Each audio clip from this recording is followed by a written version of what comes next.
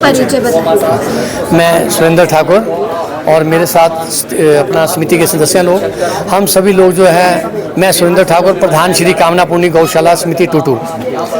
तो आज संतों के माध्यम से पूरे हिंदुस्तान से जो है साक्षरता अभियान जो चला हुआ था और सारी जगह जो है पूरे हिंदुस्तान में 27 तारीख को जिला स्तर पर और तहसीलदार जी के स्तर पर ये जो है ज्ञापन दिए जाएंगे प्रधानमंत्री राष्ट्रपति जी के महोदय को। लेकिन शिमला की जो तारीख है आज 25 तारीख राष्ट्रपति जी का जो आगमन 27 तारीख को है, उसके मध्य रखते हुए जो है इस जो है तारीख को जो है 25 तारीख आज जो है किया गया है। हम चाहते हैं कि गौवंश का वध जो है वो बंद हो और अपनी गौ माता को जो है राष्ट्रमाता घोषित हो। देखिए, जब हम लोग सभी को मालूम है हमारे धर्म में जो है गौ माता का सर्वोच्च स्थान है। हमने कोई कार्य करना है, विवाह शादी या कोई भी धर्म का कार्य हम लोग करते हैं, अनुष्ठान करते हैं, तो उसमें सबसे पहले गौ माता को पूजा जाता है। जब पूजा जाता है तो राष्ट्रमाता इसे घोषित करने में इतनी देर क्यों लग रही है? तो हमारा जो ये केंद्रीय सरकार जो है उसके विरोध में कोई इसका प्रचार प्रसार नहीं है, सिर्फ एक जागना चैतन्य रैली के संदर्भ में उन्हें ज्ञापन दिए जाएंगे कि इसके ऊपर जो है जल्दी से जल्दी विचार हो।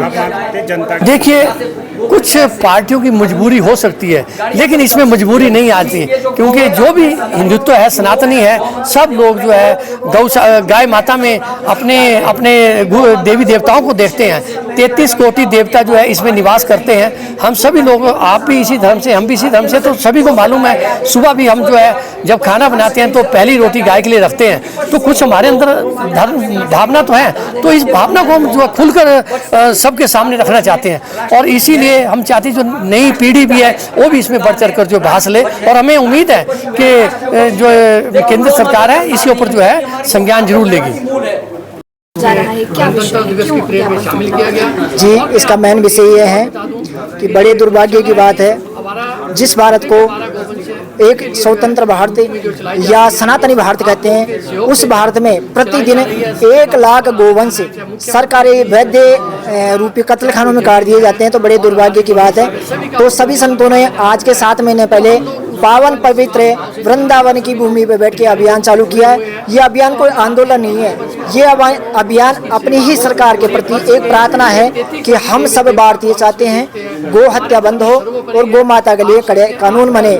जिससे क्या होगा कि अब की बार जब भी कोई आंदोलन किया है तो करीब करीब सभी आंदोलन विफल हुए हैं। इनके पीछे मेन कारण था कि किसी भी आंदोलन में कोई संगठन, पार्टी, समिति, राजनेता या किसी का चेहरा जोड़ दिया जाता है तो वो विफल हो जाता है। तो अब की बार ये अभियान पूर्ण रूप से गैर राजनीतिक है, इसमें कोई एजेंडा नहीं है, किसी का कोई चेहरा नहीं है, कोई नेतृत्व का कोई अध्यक्ष नहीं है। नंदी महाराज को अध्यक्ष बनाया गया, वेद लक्षणा गौ माता इसकी संरक्षक है और पूर्ण रूप से फ्री डोनेशन अभियान है। इसमें 27 अप्रैल 2026 को संपूर्ण भारत की 5,500 तहसीलों में ये गौ सम्मान दिवस मनाया जाएगा। इसमें अधिक से अधिक संतों का आदेश है कि 11 करोड़ पूरे भारत से हस्ताक्षर अभियान रखा है। तो अपनी अपनी तहसील में सभी 27 अप्रैल को गौ सम्मान दिवस मनाएंगे। उसमें सिर्फ एक ही चीज़ रहेगी, एक ही नारा, एक ही नाम, गौ माता को मिले सम्मान। हम हमारी सरकार से प्रार्थना कर रहे हैं कि 78 साल बीतने के बाद कम से कम अब तो गौ माता की सुनिए, गौ माता की करुण पुकार सुनिए, जिससे गौ पूर्ण रूप से बच सके और सभी को उसका लाभ मिल सके। इस बार आपको पूर्ण विश्वास है कि जो मांग है वो पूर्ण हो पाएगी? जी, हमें सरकार से पूर्ण विश्वास भी है और जनता से पूर्ण विश्वास है। जिस हिसाब से जनता का सहयोग मिल रहा है, सभी बढ़ चढ़ कर एक ही आवाज़ में 6 महीने के अंदर अंदर भारत के प्रत्येक कोने तक आवाज़ पहुंच चुकी है और प्रत्येक तहसील में ये 27 अप्रैल को बनाया जाएगा। तो इस एकजुटता के लिए इतना समय क्यों लग गया? क्योंकि आवाज़ तो पहले भी उठाई जाती है। जी, इसमें ऐसा है कि कई को देखो, नई पीढ़ी तो आने वाली इस विषय को समझ नहीं पाती। जो भी समझ पाते हैं वो धीरे धीरे इस कार्य को फैला पा रहे हैं। लेकिन हमें पूर्ण विश्वास है नई अगर पीढ़ी समझ जाएगी और जन चेतना में आगे बढ़ेगी तो ये अभियान बहुत जल्दी सफल होगा। अभी किस किस को आपने ज्ञापन दिया है और अब किसको? जी, ये तहसीलदार साहब के माध्यम से माननीय राष्ट्रपति, प्रधानमंत्री जी, मुख्यमंत्री जी और राज्यपाल के नाम ये ज्ञापन सौंपा गया है। पहले तो आपका परिचय जानना चाहेंगे। मैं RR शर्मा। आज हम यहाँ SP ऑफिस में एक मेमोरेंडम देने आए थे जो प्रदेश में हालात सब तरफ से ठीक नहीं है। जहाँ भी हम जाते हैं देखते हैं बाह्य लोगों का अधिक से अधिक आगमन प्रदेश में हो रहा है और हमारी शांति भंग हो रही है। कई रूपों में अनेक रूपों में बाहर से लोग आ रहे हैं जिन पर कोई चेक नहीं है सरकार का, और यहाँ आकर के धर्मांतरण, लव जिहाद, अपने एजेंडे पर वो लोग काम कर रहे हैं। हम तो सरकार को ये विज्ञापन देने आए थे कि भाई इन पर नज़र रखिए, इनमें आप देखिए कि हमारे देश का हित क्या है, प्रदेश का हित क्या है, उस पर ध्यान रखिए। तो आज भी यहाँ कोई नहीं मिला, ऑफिस में पिछले कल भी कोई नहीं था। शायद हो सकता है इलेक्शन में अफसर लोग बिजी हों। मैं ये कहना चाहता हूँ कि बहुत सारी घटनाएं हिमाचल में घट गई, चंबा में घटी, सिरमौर में, शिमला में, सब जगह यहाँ हो रहा है। और जो लोग इसके विरोध में आवाज़ उठाते हैं उनको प्रशासन दबाने की कोशिश करता है। अनावश्यक बिना कुछ किए बच्चों पर FIR दर्ज कर दी जाती है, बिना वजह के। कोई घेराव नहीं किया, कोई तोड़ फोड़ नहीं की, सिर्फ बताया कि भाई आप ऐसा मत करें।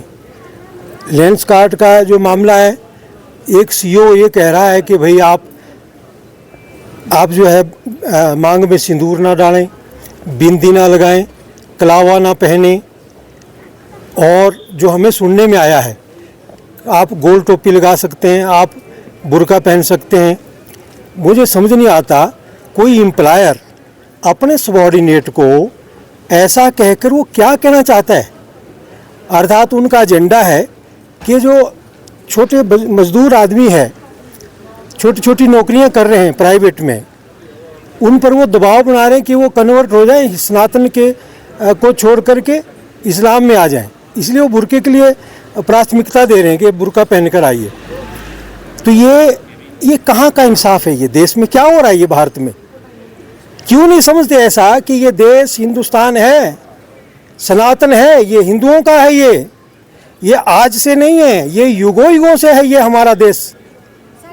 बाकियों का जन्म 1400 साल पहले हुआ है, किसी का 2000 साल पहले हुआ है, परंतु हमारी तिथि निश्चित नहीं कर सकते आप लोग।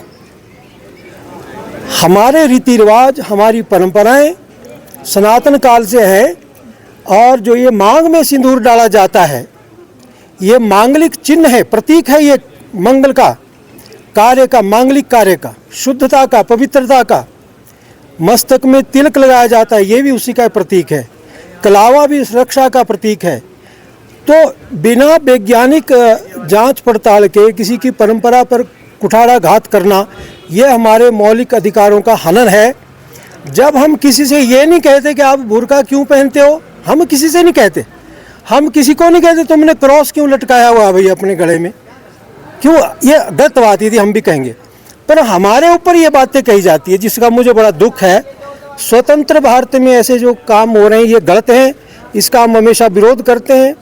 दूसरी तरफ हमारी गौ माता के साथ जो हो रहा है, तस्करी हो रही है, गौ तस्करी हो रही है, वो लावारिस की स्थिति में है। और रात को लोग आतताई उन्हें पकड़ कर ले जाते गाड़ियों में भरकर, तो सरकार इसके खिलाफ भी कोई कार्रवाई नहीं करती है। और इसके अतिरिक्त बहुत सारी बातें, मुझे कल भी पता लगा कि कर्नाटक से SFI के लोग बुलाए जा रहे हैं, उनको यहाँ चिट दिए जा रहे हैं कि भाई वो प्रोफेसर है वहाँ पर।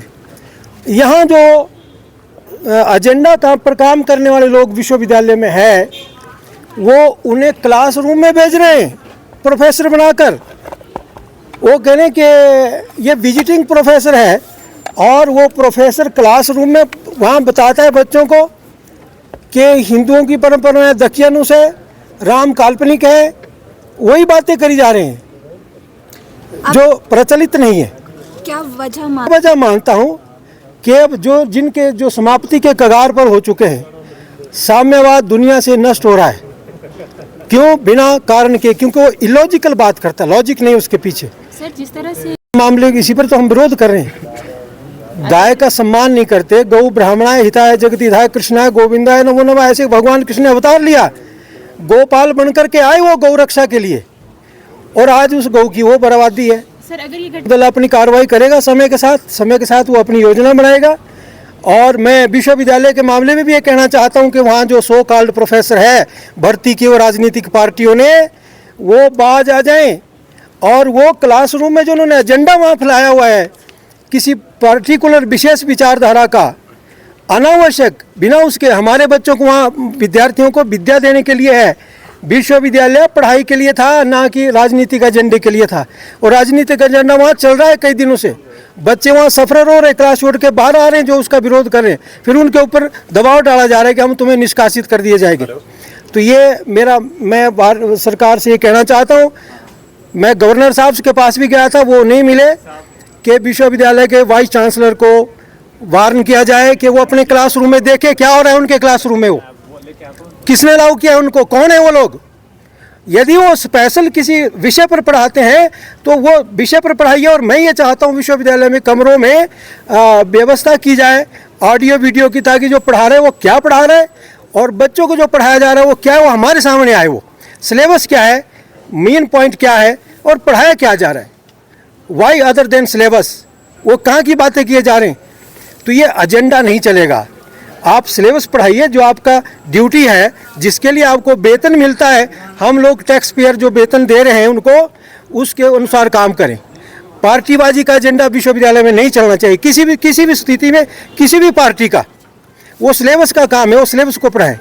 तो मैं उनके लिए भी कह रहा हूँ, और इसीलिए हम आज एजेंडा यहाँ मेमोरेंडम देने आए थे, लेकिन कोई नहीं मिला, इसलिए मुझे आप लोगों से अवगत होना पड़ा। धन्यवाद।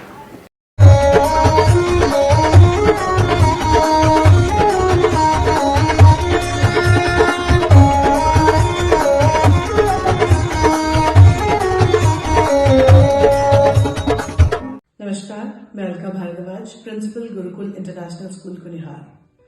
गुरुकुल हमेशा से मानता है कि हर बच्चा स्पेशल है और उसमें सीखने की अनलिमिटेड पॉसिबिलिटीज हैं।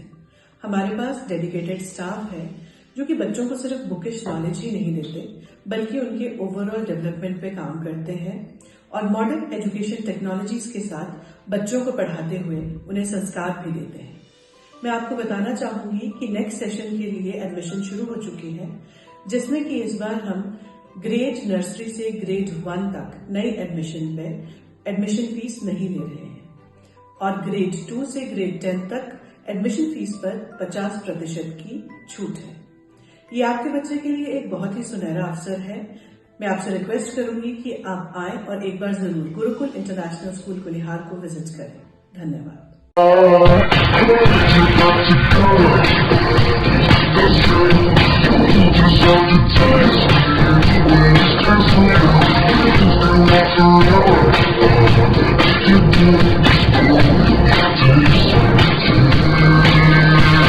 Looking for a school that shapes not just students but future leaders? Welcome to Kasauli International Public School, a world-class residential institution where learning goes beyond classrooms. With a strong academic foundation, an advanced curriculum, and excellence in sports and co-curricular activities, we focus on complete development. Nutritious food, a safe boarding environment, and experienced teachers living on campus ensure constant care, discipline, and guidance. Enroll your child at Kasauli International Public School today. Admissions are now open. Give your child the future they truly deserve. Thank you.